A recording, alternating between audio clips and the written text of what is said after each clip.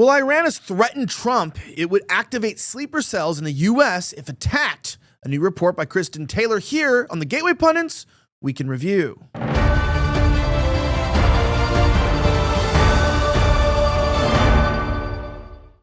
name is Elijah Schaffer, and this is the Gateway Pundits Week in Review. We cover the top stories of the last 24 hours. Our top story today should alarm you, but don't be afraid. It would only be a real problem if for the last 4 years our borders were completely open. Oh, wait. You're telling me that that's the case? We let in 10 to 30 million people, and we have no idea who they are or where they came from, and many could be Iranian terrorists? Oh, damn. I wonder if, only person I think we could get into office that would have done something like that would have been in a rigged election or something, right? I mean, we wouldn't have voted a guy in like that. Anyway, Iran threatened Trump that it would activate sleeper cells. Kristen Taylor reports that Iran sent a message to President Trump last week threatening to activate sleeper cells in the U.S. if the U.S. attacked Iran.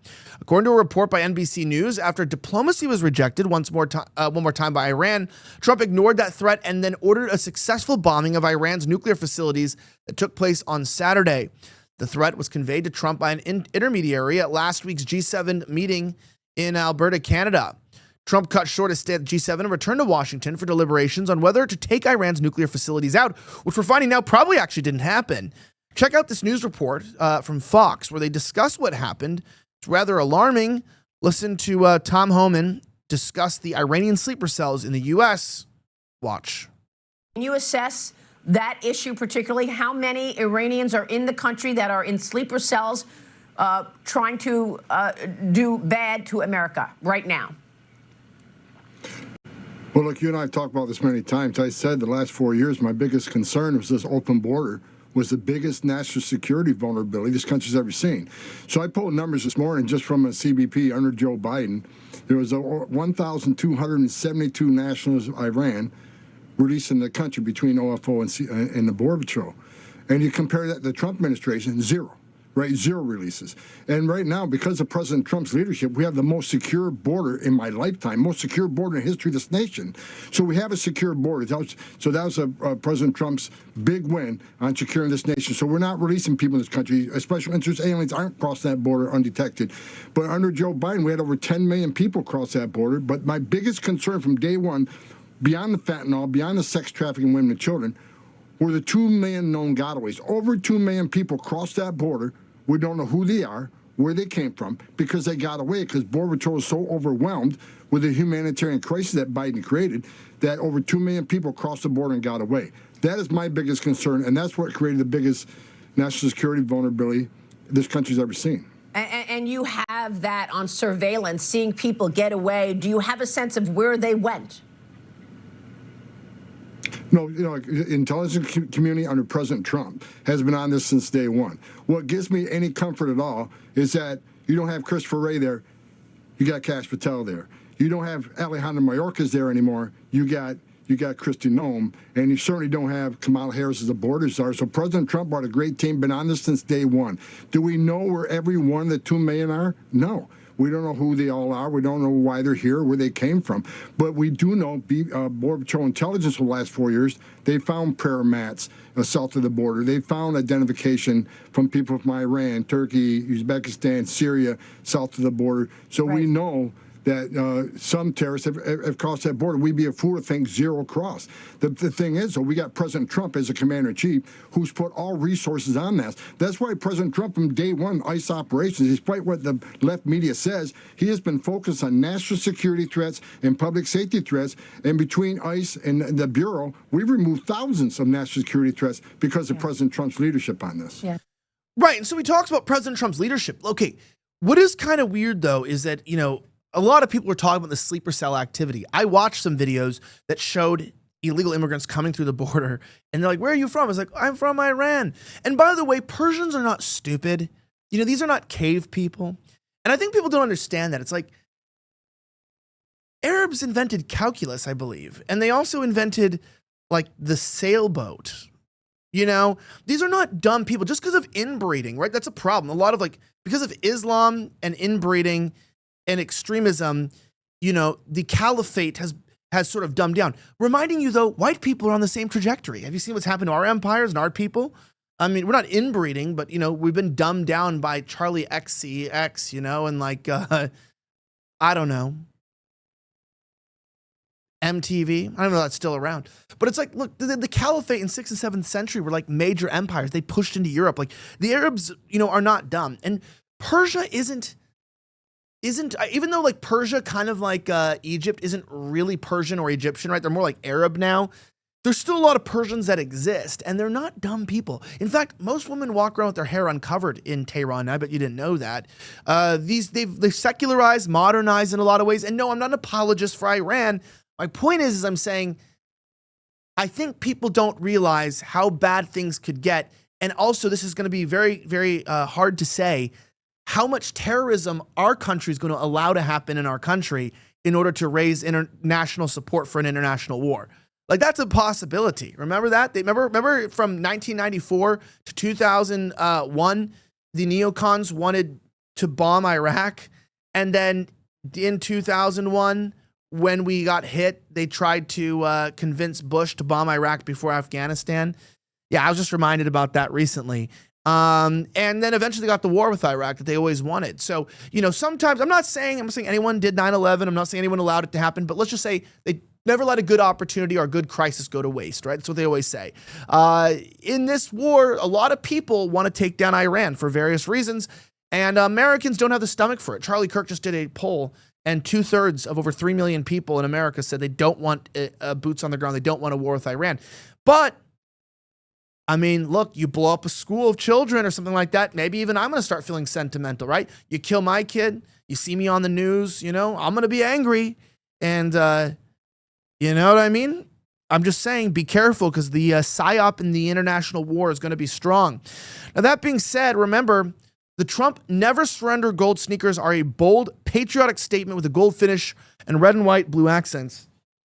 I have a pair of them here. You've seen these guys? Yeah, these are absolutely dope. They're comfortable, they're durable, and they're lightweight. They're perfect for daily wear and sparking conversations. You can't wear a hat everywhere, especially in church, but, maybe don't wear these to church because we don't want to bring attention to ourselves. But, wear them around. Show people that you care. The Never Surrender slogan inspires resilience, making them ideal for Trump supporters or bold style lovers. Limited to 1,000 numbered pairs. They're exclusive and collectible. Grab yours at themagaoffers.com/GP, THEMAGAOFFERS.com/GP with up to 15% off using our Pundit's link. Act fast, they're selling out. Honestly, don't be a square. Buy a pair. Buy them for your grandchildren too. You know what I mean? Buy them for your nieces and nephews. They'd love them, man. Any guy's gonna love these things, and they make you a little taller, which is actually important. All right, moving on to our next story. Why Iran's threats ring hollow. An analysis of Tehran's limited retaliation capabilities after Operation Midnight Hammer by Antonio Graceffo. Okay, can I just tell you the funniest point about the title of the story? Thank you, Gateway Pundit, for being honest, because, like, at least we're being honest here. Like, the way that Iran could really retaliate against the United States is what? Probably sleeper cells, probably terrorism. But yet you have like Ted Cruz and stuff being like, you're going to see a nuke in LA and in New York, And it's like, they're saying that their retaliation is going to be a nuke in our cities. And at least we're being honest, like, hey, Tehran, the mullahs, the Ayatollah, they're bad hombres. They're not good people. The Muslim caliphate aren't good people. The Iranian people are not our enemy, though, And I think that this is where we have to change our tone from the 2003 invasion of Iraq. I remember, I'm going to be a little racist here, but I was like 9 years old or something like that. I remember being racist as a 9-year-old, not because I hated anyone, but because the news made me that way. Like, I don't know if anyone agrees to this. It was like, yeah, get those sand people and those ragheads and blow them up. They're just cave dwellers. And I was a child, and that's how the news made me think of the people. Like, I thought it was like good if the civilians died. I'm not reminding you, I was a child, and that's like stupidity, and it's not good to be racist towards people like that. But I actually was like, hell yeah. And I think that's where people are different now. After watching like kids blown up in Gaza and seeing, these wars, people are like, they go, well, they elected this government, but did they? you know, we rigged our own elections here in our country. Can they not rig their own elections? I mean, like, do you really think that Hamas is running a democratic election? Can we be honest about that? Do you really think that they're running a democratic election? I don't think so. And I think that, you know, you meet a lot of people. I mean, look, the president of El Salvador is Palestinian. And we love El Salvador. Trump loves what he's doing. Palestinians are not evil people, you know? And, you know, Jewish people are not evil people either, you know? And so sometimes people get really anti-Semitic or anti-Palestinian, but reminding you, they're both Semitic, right? They're both Semites. So if you want to be pro-Semitic, you got to be pro-Palestinian and you know, Israeli. And a lot of Palestinians may not be Semitic, and a lot of Jews may not be Semitic. But I think with the Iranians, one of the things about this is that, like, yeah, the West doesn't have a stomach for Islam. But if we don't have a stomach for Islam, then why would we support another regime change, which is going to bring more Muslims into our countries?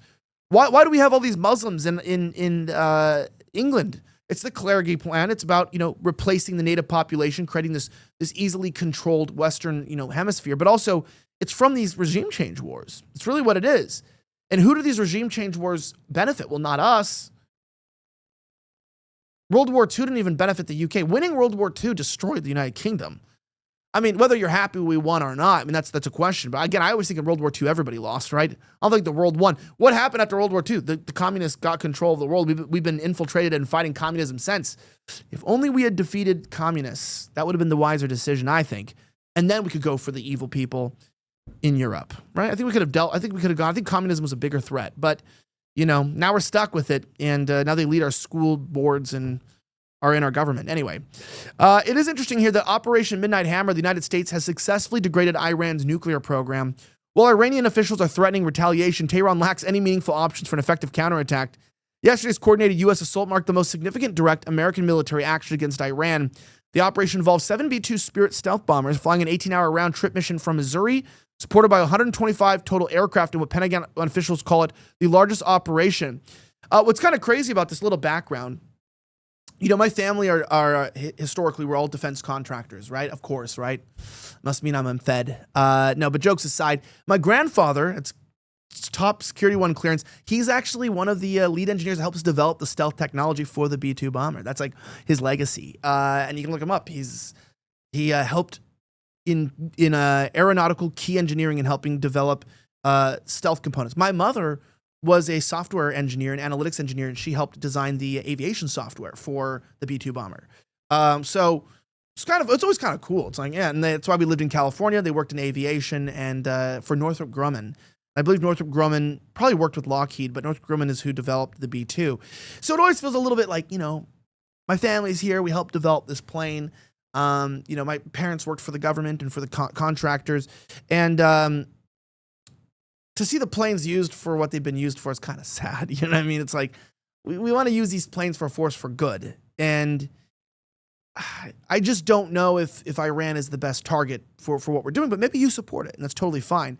However, I do want to let you know that the B-2 bomber is an incredible plane, actually. It actually has the engines embedded into the plane with a cooling mechanism, so like it gives off no heat signature, basically.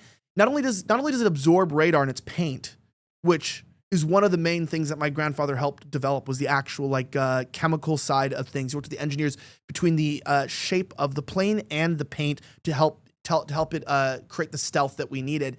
I know I think they borrowed ideas from the stealth fighter as well. I forget what it's called, but one of the funniest things about this plane is that it's like it can refuel in the air, but we also have a bunch of aircraft that come in and jam the radar.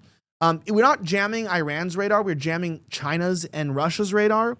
But also, I think that this attack might have been less about a war with Iran as sending a message to Russia and China that we can do whatever we want and you can't stop us. Because we didn't even know where the enriched uranium was. Did you know that? We didn't even know where it was. So we did all this work and we didn't know where it was. So I don't know what to say about it, but I mean, one thing I can tell you this, we definitely don't have a strong military for protection because we have the Atlantic and Pacific Oceans between us. Theoretically, we would need a strong Navy, right, to blockade people from coming over. Why we have such a strong Air Force, you know, the two top strong Air Forces are what? The Navy and the Air Force, right? And then I think that the Army is like third or something. I think I was reading this, like Russia is like the biggest military Air Force outside of our country, and they have like several thousand aircraft. We have 14,000 active aircraft in the United States, arsenal. That's insane. That means we have over 14,000 people that are pilots. And so you wonder, like, how do we get pilots for, like, private sector? It's like, dude, we have, like, over 40,000 active. And that's, by the way, we probably have more pilots per plane. So we probably have, like, 20, 30,000 active pilots just in our military. So that's pretty crazy. That doesn't even include unmanned aerial vehicles, too. So it doesn't include drones. That's just manned aerial aircraft. So all I know is we apparently didn't shut down the thing. That's apparently what happened. Apparently we didn't hit the target. Who knows? They said that there was dust of concrete on top of the bunker buster sites, but everyone knows the Tehran mountains have limestone, and that would happen no matter what. So, in my opinion, if Iran's gonna block the Strait of Hormuz, however you want to pronounce it, we'll have to retaliate with a naval strike. They'll strike us. And I just found out a few moments ago that Iran launched attacks on our bases in Qatar. So, or Qatar, however you want to pronounce it. I'm not getting paid enough by them. Just kidding. We're not getting paid by Qatar. That's what they say, though, right? When you don't want war, they accuse you. They will always accuse you. If you don't want war, they smear you as an anti-Semite, or they smear you. And you know what, guys? I just went through the scamdemic. When they tell me we only need 2 weeks of attacks to slow the spread of terrorism, does that sound like something you've ever heard? 2 weeks to slow the spread? They've already called me names because I didn't want a fake pandemic. I don't want more war. You can smear me and smear me and smear me. But here's the point. Gateway Pundit has the truth. We're going to cover the truth. And we're going to take the side of what? Of America. That's what we always do here. We are pro-American above all. And I know the majority of our readers, you guys are very pro-Israel. And we really support freedom of speech and for you to support who you want. I know this website is obviously very pro-democracy, very pro our allies, and very pro-Israel as well. And so, there's that. And not everybody's going to agree. Maybe your children, maybe people around you are not pro-Israel. But here's the thing, guys. One way we can stay united right now is to ask ourselves this. As long as we're confident our politicians are making decisions that are the best for our country, and they're not the best for their donors or for their lobby groups or for special interests, then we can all come together. And you know what? If that is striking Iran, then I hope that the truth will be evident and we'll all be able to agree and come together in a war, just like we did in past wars where we were united as one front. That being said, I also wanted to mention, right now MyPillow is having 2 sales in one. Check this out. The first is a closeout sale on Percale bed sheets. Any size and any color, just $25. That's right. You can even get queens, kings, split kings, and California kings. Any size, any color, just $25. 11 colors to choose from, and when they're gone, they're gone. The second sale is a new energy drink called Rev 7. It's a premium energy drink that is actually good for you. It tastes great and gives you energy all day. Plus, it has no sugar, no caffeine, so you don't experience those jitters and that crash that you feel through with the other energy drinks. What makes Rev 7 so special is that it's powered by Cognizin, a premium nootropic that helps fuel your mind, and GOBHB, which is a primary ketone in your body that provides the most efficient and cleanest fuel ever. MyPillow is so confident that you're going to love Rev 7 that for a limited time, you can try their introductory 3-pack absolutely free. These amazing offers won't last long. Grab them, including their pillows, usually $50 now, only about $15. At MyPillow.com, use promo code Elijah, MyPillow.com. Use promo code Elijah or call 1-800-210-8491. Now, that being said, shut up, you pathetic little hypocrite. Representative Marjorie Taylor Greene torches AOC for backing Ukraine war under Biden. Listen to what she said. AOC said, the president's disastrous decision to bomb Iran without authorization is a grave violation of the Constitution of the Congressional War Powers. He has impulsively risked launching a war that may ensnare us for generations. It is absolutely clear on grounds for impeachment. Well, it turns out that AOC, Marjorie Taylor Greene, came out and was against that. She torched her, where she said this. Where is it? Greene said, shut up, you little pathetic hypocrite. You fully support our military, and I see running the proxy war against Russia and Ukraine, and you voted to fund the Ukraine war under your president with dementia.